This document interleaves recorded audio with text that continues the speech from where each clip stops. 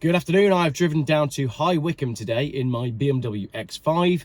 I'm about to go on a podcast with Dr. Ahmed Malik, which is going to be interesting. But there's three things that I want to upload before I do that, and I'm a little bit early. So, three things.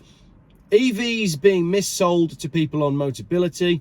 A couple who had to sell their Land Rover because the insurance costs were so high. There's a few things to say about that one.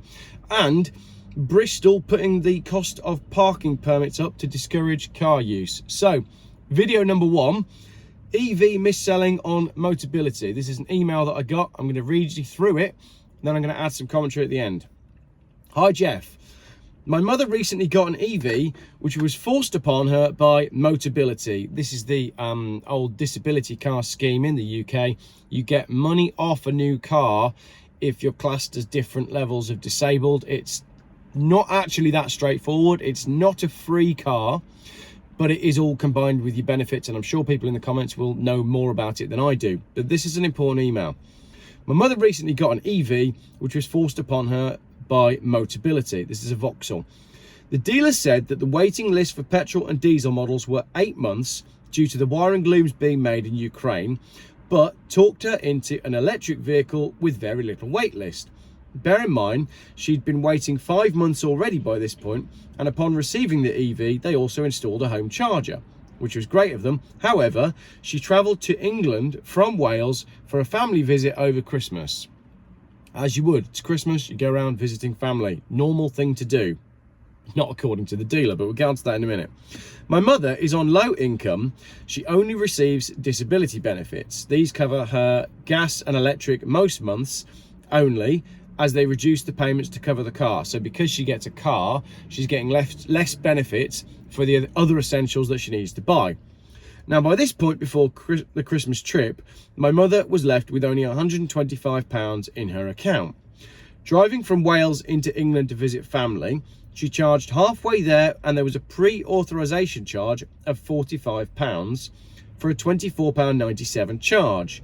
She left and charged again further into England with a pre-authorisation charge of £35 for £16.79 of charge. So at this point, she's spent out of her bank account about £80, but only actually had about £40 worth of charge. Now, as I said, this is a Vauxhall. They don't have a huge amount of range. I think it's a Mocha electric, not loads of range, which explains lots of charges. She was hoping the refund from the pre-authorisation charge would be back in her account to get her home. So I took her car. This is her Tesco writing. This is her Tesco. This is her son writing the email. I took her car to Tesco and paid for a charge to 100%. However, the banks were down over 2 days and not updating the online apps at all. So she could not see the true funds until today, the day the email was sent, and didn't know the full costs. I then transferred her £45 to help get her back home to Wales.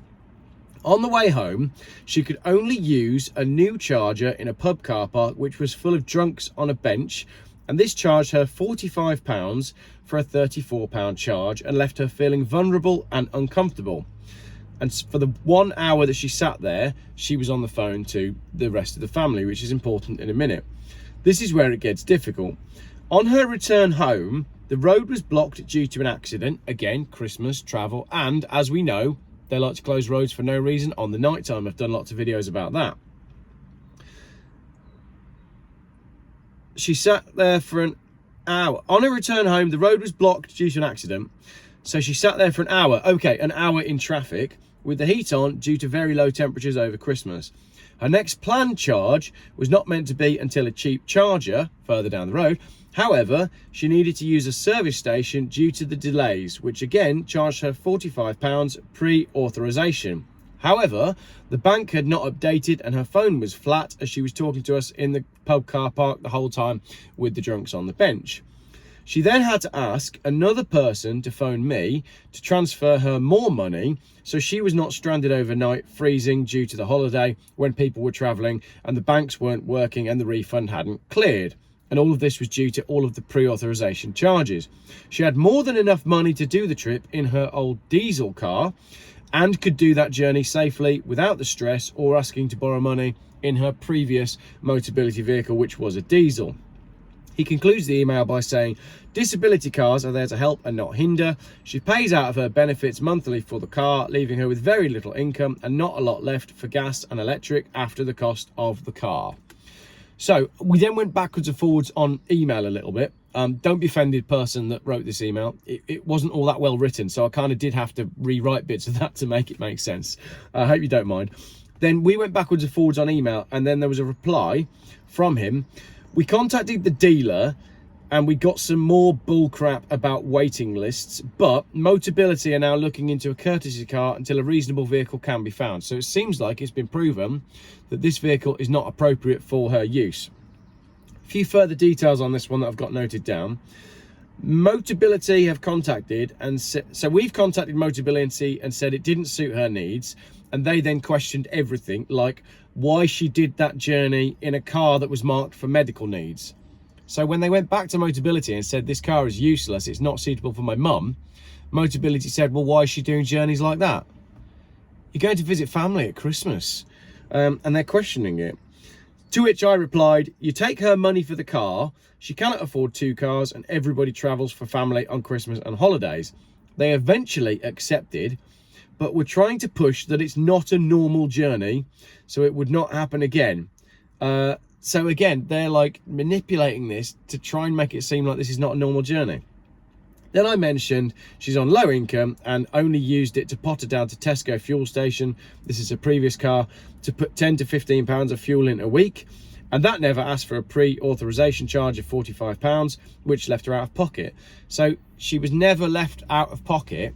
And this is someone who is genuinely, these pre-authorization charges are causing her to like stress about money for food and heating. They changed their tune after I said this, and that's when a courtesy car was mentioned. So I haven't had an update as to where this person is at. If you're watching this video, do email me and let me know how you got on. But I remember reading that email over the Christmas break. Actually, it's taken me a little while to make that video, and I just really felt that if that was my mum who was in that position, I'd be really angry, very angry, that that person had been missold an EV. And I'm just wondering if this is the first of many cases, especially with Motability, where people are being pushed towards electric cars when an electric car is absolutely not suitable for their needs. And I've touched on this before in other videos. I think unscrupulous dealers are doing this and pushing people into electric cars to hit their targets, more so now that you've got the mandate where they have to sell a certain amount of electric cars or get a fine. I think we're going to see more and more I was missold an EV stories, and I'm quite happy to be a conduit to bring these stories to the public. So if you have or know of someone who has been missold an EV, like on these Motability schemes, do send me an email and I'll share the stories, because I don't know where anybody will get to, because Motability is just going to say, oh, well, you know, it does suit your needs because you shouldn't be going on these long journeys. And like, where else do people go when they've been missold an EV? I do think we'll eventually start seeing these, were you missold an EV things, you know, like the PPI scandal. So I think all of that is coming. So that's it. That's being missold EVs.